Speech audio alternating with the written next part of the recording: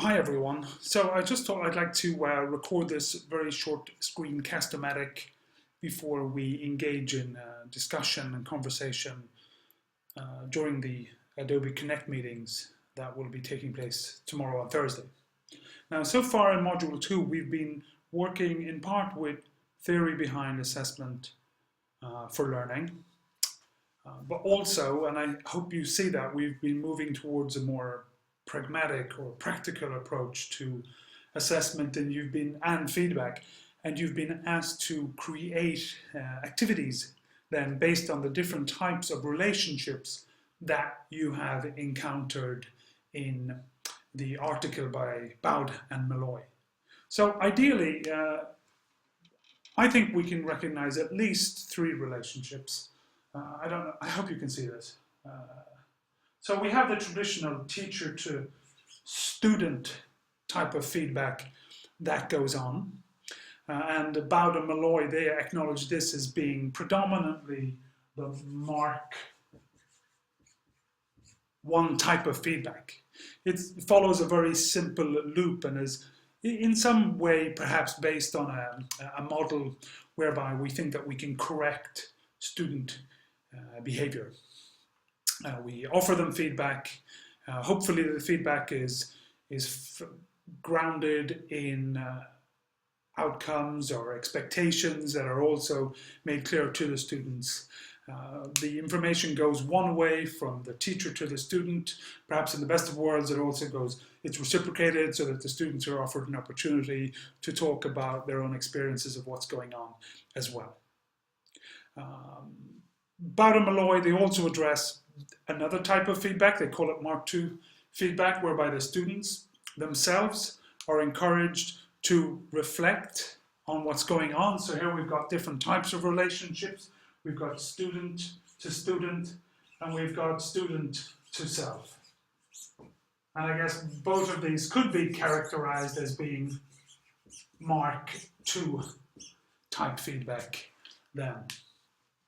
Because essentially what we're asking the students to do is reflect themselves, given a set of benchmark or a set of criteria that they can use to understand the expectations that exist upon them. Now, some of you have been addressing the multitude of opportunities there are to create these types of interactions. And I know that a common complaint of clinical practice is that students think that they're idle a lot of the time.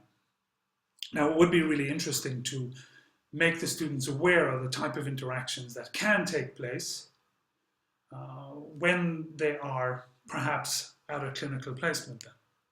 But also in a classroom context. There's lots of feedback that can be arranged that doesn't follow the traditional teacher to student feedback, even though that too is very important.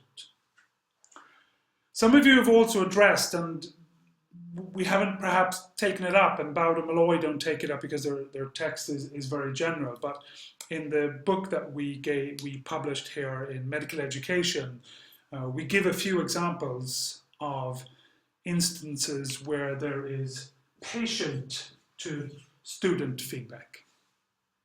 Now, this is an interesting interaction because the patients don't have any agency in relation to the student in terms of them being a part of the organized learning curriculum. So it's a really interesting type of feedback, and it offers the students an opportunity to reflect themselves on the type of interaction that they're engaging in. Now, something that happened was perhaps less planned for during this module is that you started also getting involved in discussions on how the perspectives that we were using originally, the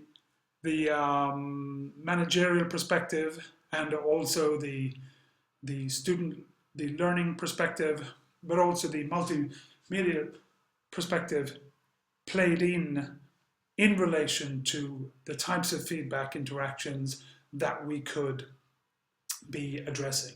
And here I think it's interesting, let me point it out here in the text by Bowd and Malloy. This section is particularly interesting, that Feedback Mark 2 is dependent on a learning environment that fosters continual improvement and creates opportunities for knowledge seeking and application by students. So such an environment is fostered by considerations at all levels, from formal assessment tasks and requirements to the configurations of teaching and learning spaces, the gestures of teachers, the questions of learners and teachers, and the climate of cooperation between students. So here it becomes really apparent that in order for us to create interactions, in order for us to create feedback opportunities, then we really have to consider the governance of our education.